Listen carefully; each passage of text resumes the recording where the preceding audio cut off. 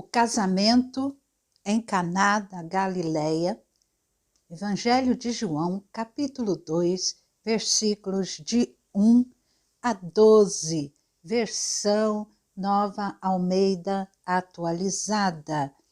3 dias depois, houve um casamento em Caná da Galileia e a mãe de Jesus estava ali. Jesus também foi convidado com os seus discípulos para o casamento. Tendo acabado o vinho, a mãe de Jesus lhe disse: "Eles não têm mais vinho." Mas Jesus respondeu: "Por que a senhora está me dizendo isso? Ainda não é chegada a minha hora." Então ela falou aos serventes: "Façam tudo o que ele disser." Estavam ali 6 potes de pedra que os judeus usavam para as purificações, e em cada um cabiam cerca de 100 litros. Jesus lhes disse: "Encham de água esses potes." E eles os encheram totalmente. Então lhes disse: "Agora tirem um pouco e levem ao responsável pela festa." Eles o fizeram.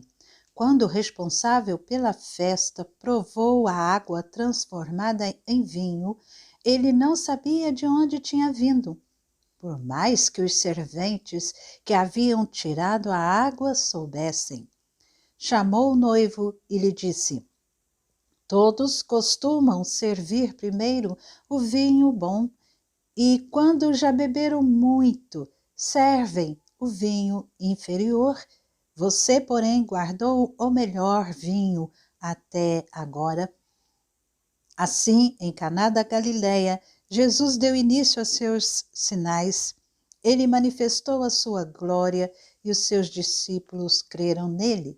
Depois disso, ele foi a Cafarnaum com a sua mãe, seus irmãos e seus discípulos e ficaram ali não muitos dias. Em João, capítulo 2, há o relato do casamento em Caná da Galileia.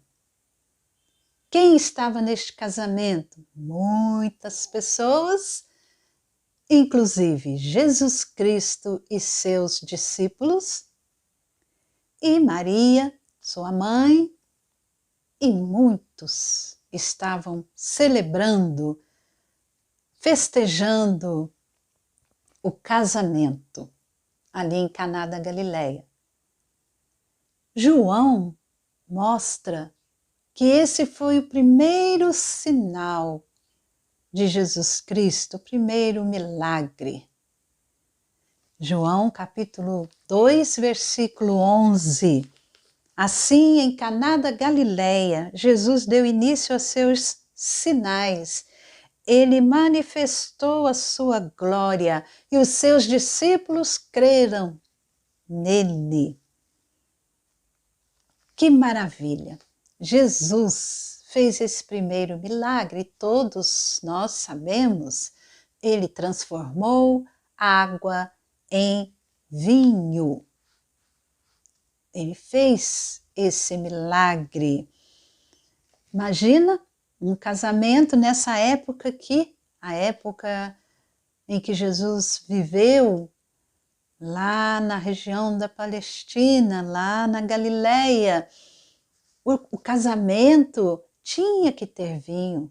O casamento não era só umas horas, eram quase uma semana ou até mais de festa, e os convidados ali, então os pais preparavam tudo, a família se dedicavam para essa grande festa, e o vinho não poderia faltar.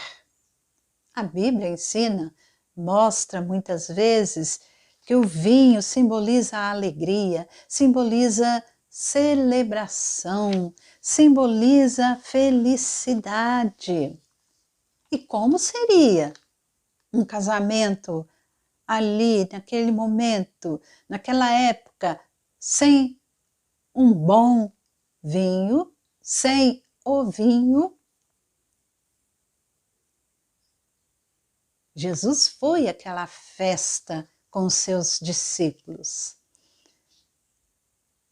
O primeiro milagre é o que vamos estudar a partir de hoje.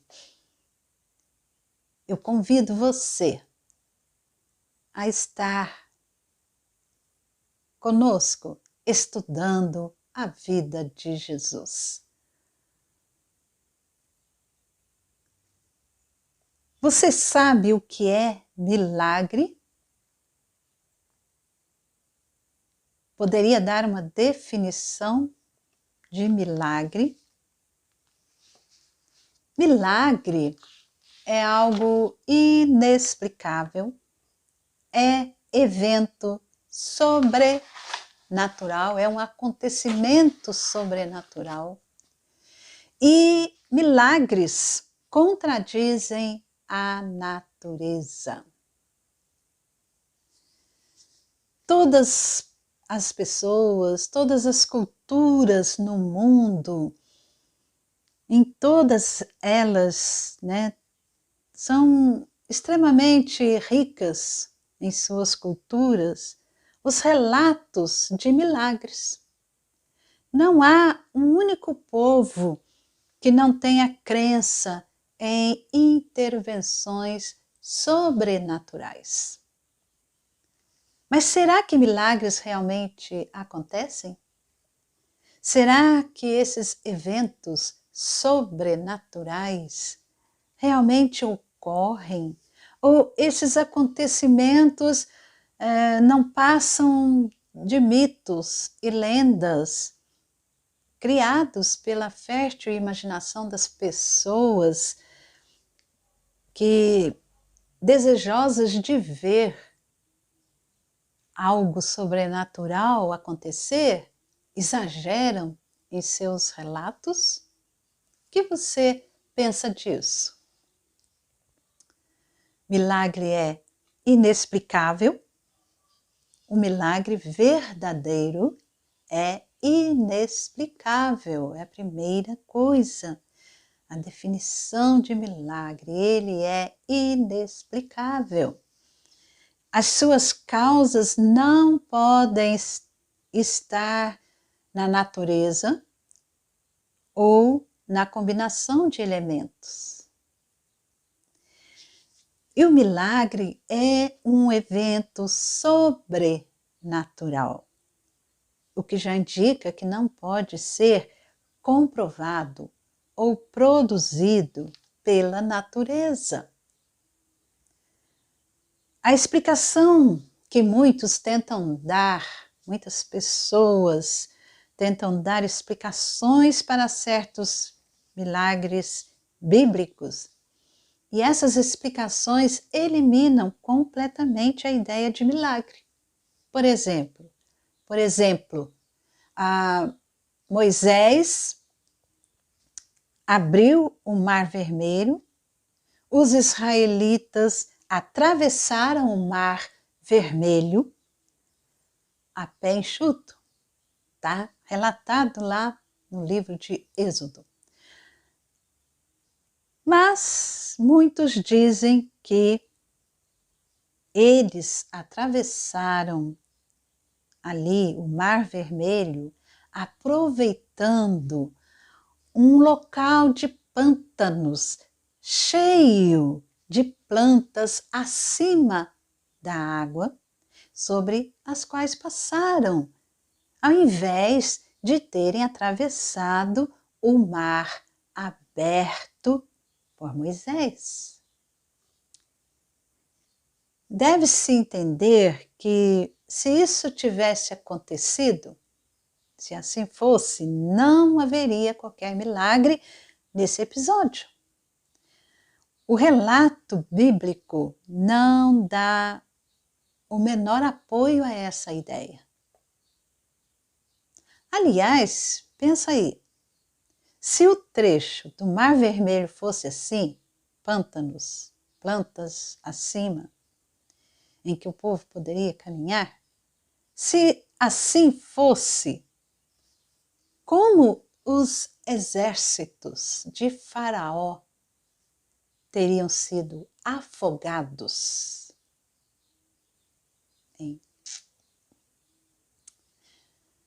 É preciso ter mais fé para acreditar na explicação incrédula do que no relato bíblico. Eu creio, tenho fé no relato bíblico. A estrela de Belém é outro objeto que gera argumentação. Dizem que foi apenas um brilho mais intenso de alguma estrela ou a combinação estelar, como eu já ouvi, né, o alinhamento, né, de vários planetas, quem sabe até o próprio planeta Vênus. Novamente, nós precisamos dizer que se foi apenas isso, então não aconteceu nenhum milagre. Porém, fica difícil manter essa argumentação, essa explicação diante da afirmação bíblica que diz que os magos seguiam a estrela que por fim parou no local onde Jesus estava, parou sobre o local onde Jesus estava, lá, Mateus capítulo 2, versículo de 1 a 9. Milagres, no sentido assim exato da palavra, contradizem a natureza. Jesus transformando a água em vinho, ou Jesus ressuscitando a Lázaro, que estava entre os mortos há 4 dias, sepultado, são exemplos claros de operações contra as leis da natureza. E a Bíblia tem muito relato sobre isso. Milagres podem ser feitos sem conter qualquer elemento natural. E, noutros casos, podem conter elementos da natureza, elementos naturais, mas então os elementos são usados de forma totalmente extraordinária. Deus pode até usar um meio natural para realizar um milagre, como, por exemplo, a estrela de Belém. Porém, fica bem claro que o resultado configura-se somente em algo impossível através dos meios naturais. A existência do milagre é algo completamente necessário ao próprio caráter de Deus. Deus, ele é necessariamente o Deus que age. Ter uma ideia, o conceito de que Deus é um Deus imóvel, que não interfere na natureza, não é um conceito verdadeiro, autêntico de Deus. Quando Jesus se manifestou, uma das coisas que ficou bem clara foi a sua atuação miraculosa, seu agir com milagres, como comprovação, como marca, como comprovando que ele foi enviado por Deus, uma comprovação do seu apostolado celestial.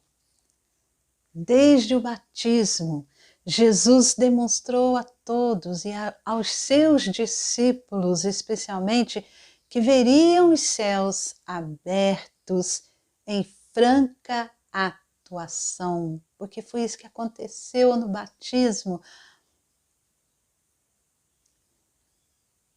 E os milagres de Jesus apontavam para o seu caráter. A ideia era demonstrar que nele, em Jesus Cristo, estava o poder sobre as enfermidades, sobre as dificuldades e sobre a própria morte.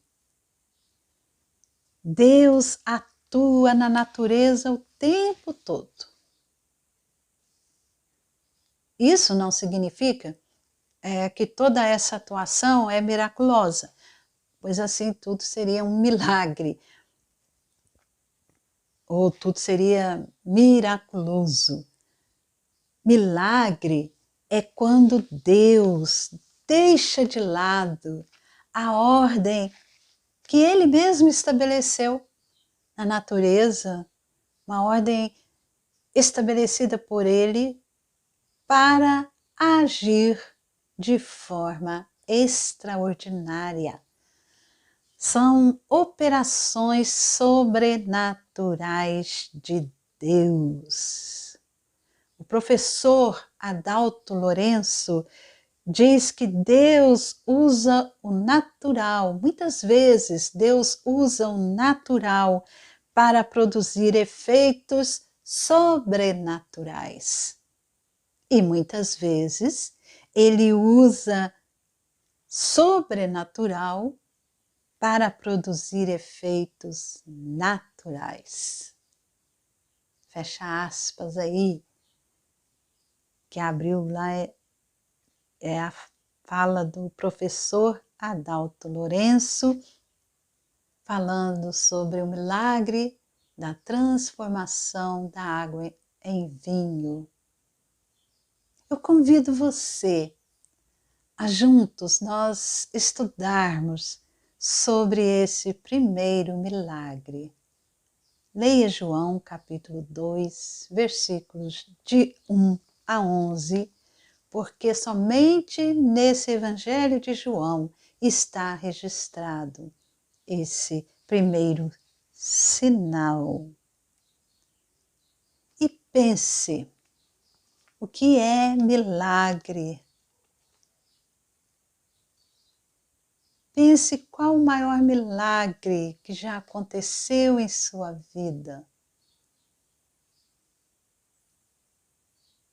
E que durante a semana você ore a Deus para que venhamos a compreender e saber que a palavra de Deus é verdadeira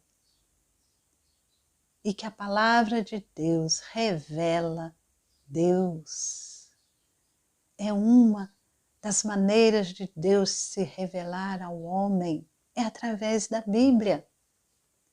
Tantos anos se passaram e a Bíblia continua.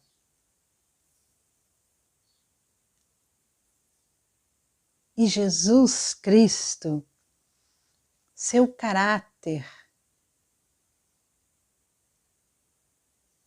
demonstra que Ele é o Deus de milagre. Que a bênção do Senhor esteja contigo e com toda a sua família.